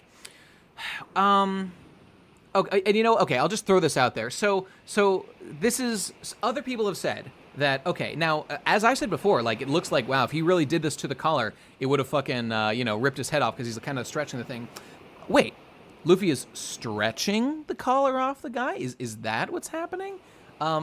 Actually, you know what, to be fair, it might not actually be stretching at all if you look at it, because it might be just that it broke off the side and it's kind of curved around. Okay, but it looks a little bit stretched at least, and we can see he is bending it at least a little bit. Is it possible, speaking of awakening, could Luffy have activated the awakening of the Gomu Gomu no Mi and be turning the collar to rubber and just ripping it? Because some I don't people... I don't think so. I think... Some people have said that the Gusha sound effect in the background is a sound effect signifying this. I think that it is like what we does can. Gusha mean? So Japanese has a lot of onomatopoeias that like signify. Gomu specifically is like a rubber. Actually, I don't know if Gomu actually means one specifically, but like Kizaru, Pika Pika. Pika is the onomatopoeia for to shine. Shine, light devil fruit. That's why it's called the Pika Pika no Mi. Okay, so that's an easy one. Gusha, I don't know what Gusha means. I'm not that literate in all the onomatopoeias.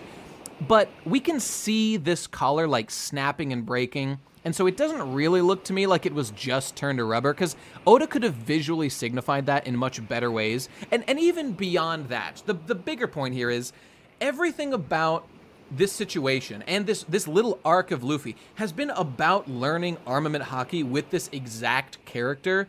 And after this, Hyogoro says like, oh, did he do the thing? And then he stands and says, we can't let you forget how to do that. You need to like do the same thing you've been doing to learn that skill you just used on me. So, I mean, all the signs obviously point to this being a hockey thing. So let's just dismiss that. I'm happy to dismiss you and your arguments because they're silly people who think that. Yeah, I mean, if it bends, if you've ever like metal is bendable a little bit. Like if you grab something and squeeze it, like it sort of curls up at the edges of your fist. Yeah. You know what I mean? Mm-hmm. So like if he's like breaking this collar, it's not that he's turning it to rubber. It's just that he's doing something so strongly that he's bending the metal. This is why I hate hockey, though. It's because I don't really. This is so confusing. Assume there will be an explanation, but I think it's mostly just that this panel does not illustrate what it should. I think it's just like a little bit vague, man. more confusing than it needs to be. Why the fuck are so many totally unrelated powers grouped under the umbrella of armament hockey? Hardening of yourself toughness, the magical ability to cut through things or not cut through things, the ability to like solidify like Logia users. I suppose there's like a general theme of hardness in there, like, oh, you're hardening the Logia guys, you're finding their body. Like, I guess kind of metaphorically so. You're like hardening your sword so it can cut through things. You're hardening your body for toughness. That's just like an extra bonus. Like, I guess there's some connection there. But it's such a scattershot thing, and it's so hard to tell. The way that we're learning about hockey as the series goes on, look, generally it makes sense as we go through. Like, I can accept it, but it's very confusing moment to moment as we're trying to absorb it just as readers of the series. And I have no suggestions. I have no suggestions on how to improve it. I just think we'll just be dealing with confusion until the end of One Piece. Or I think that this arc's going to be the Armin Hockey arc. I think Elbaf will be the Conqueror's Hockey arc, possibly with Shanks. I mean, that's just a guess, but this is my, headcanon. And once that's done, I mean, we'll be at Endgame One Piece anyway, and Luffy will just be doing cool, big boy things at that point, but I don't know. It's just frustrating is all. It's annoying, and I'm over it. You're welcome, audience. I'll believe that you're over it when I see it. I'll be over it next chapter, I swear. I'll say that every chapter. Okay, I mean, that's all I got. Now, I suppose, just to reiterate, again, there were many things I like. I like, in general, that Luffy... Oh, wait, I've got another thing to bitch about. I almost forgot. It's that... So it's such fucking bullshit, man, that, from a writing perspective, that, Luffy learns the skills he needs to at the most writing-oriented, opportune moment, because it's only when backed into a corner that your true powers bloom. Well, isn't that fucking convenient? I mean, it was sure... I don't know. Come on, dude. That's some bullshit. I like that. I like that bit in Dragon Ball where Piccolo throws Gohan into a mountain and he learns how to blast it, otherwise he dies. I like moments like that. I think there's some truth. Okay. To when you're in a very dire situation, that's when you try your hardest to do something. You are not wrong, and I agree. But my main complaint is that I feel it's being overused. We did it with Katakuri, and we're doing it again with... And I know, it's just hockey. This is how you level up your hockey. Rayleigh was quite clear. That's how you grow your hockey, by putting yourself into situations. All I'm saying is... it's convenient for writing purposes. I can't just not see that, because I see it every time. Yeah, but that's it. I mean, it's kind of. It's a little lazy. I wouldn't say say a little lazy. Yeah. I guess that's. My I mean, point. it is kind of a good thing for Oda to write things into the story that are convenient for making the most dramatic story, but for people who are very wise to this sort of writing style. It can lose some drama. When I'm just saying, imagine exactly that, why it's happening. Imagine you're not reading One Piece, the only good series ever made. Imagine you're reading some new shonen manga, and how they do chapter ones that are sometimes 90 pages long. It's its own little big adventure thing. You're reading it, and oh no, the good guys, the bad guys, they've been established, they've got their powers. And the bad guy, he's almost beat the good guy. Oh, wait, he was pushed to a corner. It was only when backed into a corner that he was able to activate his super special mega beam. Hooray! He'd been trying to do it, and he did it right at the opportune moment. No one's going to say, oh, that makes it totally bad. But, again, it's a little eye-rolling is what it is when something like that happens. And, just because Oda has, made it, a canon... piece of the video game lore of One Piece, that this is how you level up this stat by putting yourself in this situation. In the larger context of writing, it's rather lazy to have characters evolve through things like this of just being backed into a corner. That's when they level up. And if you saw it in a book, you'd roll your fucking eyes. And so I'm just rolling my eyes here. That's it. I don't know. I think people who understand what I'm saying we'll get it. And if you disagree... We'll leave angry comments. Of course. That's what they'll say. Of course. And, as always, One Piece is the greatest thing ever written. I love reading it every chapter, but I'm not going to pretend it's perfect, because it's not perfect. It's just the best thing ever made. That's all. Yeah. The best thing ever made sucks. Hey, I'm not making a quantity judgment. Hey, humans, they didn't do anything good. Man. They ain't done shit for Shinola. Okay. That's all I got, ladies and gents. I think it's time to wrap it up. Any further comments? Any last words before you die? I'm surprisingly not as tired as I thought I'd be after a 3-chapter episode, and I hope we won't be this late again. And I also love One Piece, and it's the best thing ever. Ladies and gents who only listen to the podcast, surprise! I'm going full time as a YouTuber pretty soon. In like a week and a couple of days. I've quit my job. I'm on the way out, so All I'm saying is we've been very consistent. Overall, for the couple of years we've been doing the podcast, we've been very consistent in getting them out. Not even necessarily like on the day of, but like, within the week, within a couple of days, almost always. So I just think that I'm committed to continuing to making the show because I'm a big fan, and it pays, enough to justify the time, and I'm happy to do it anyway. We'd probably talk about it anyway, even if we didn't do the show, so might as well fucking do it.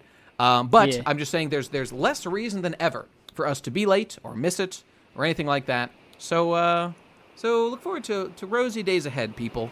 It's going to be good. It's going to be good. Because I was doing Mia Maffa. That's why I was late, getting these. It was clogging the pipes, but such is life. Yeah.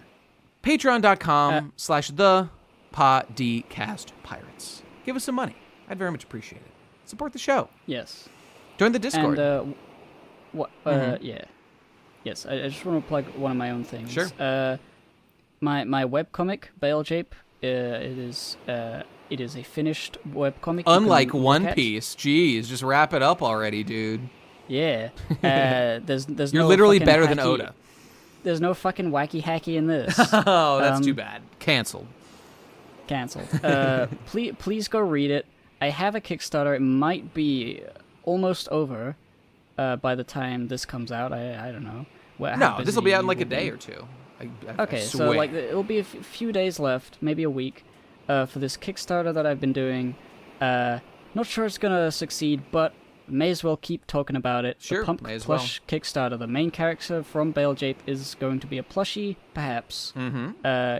Please read the comic, at least, because it's free and it's cool. You all should go read it. Now, our boy Hypocrite here, he shits on comics day in and day out here on the podcast. Now's your chance to hold him accountable and shit on his comic. He made the big mistake of actually creating a piece of art himself. We're leaving him wide open to ridicule and criticism. So let's see how you like it, sir, when we give you a taste of your own medicine. I thoroughly encourage people to make their own podcast about BAPE and say why it sucks. They'll call each panel. the Bale J Ape, and it's about an ape who got bailed out, and J is his middle name, or something, or the Bale that's the J. sequel. Oh, it's gonna be good. I'm excited. The Bale J Ape. Yes. Okay, well, ladies and gents, thanks for listening. Follow us, the usual places. Discord, join the Discord, give us money, patreon.com/thepodcastpirates, and be a cool guy. Don't be a piece of shit. You know how it is. Enjoy One Piece. We'll see you next week. I think there's another chapter, as far as I can tell. It does not say no new chapter, so look forward to it. It's going to be fun. All right. See you next week, everybody. Have a beautiful day and a wonderful life. Bye. Bye-bye.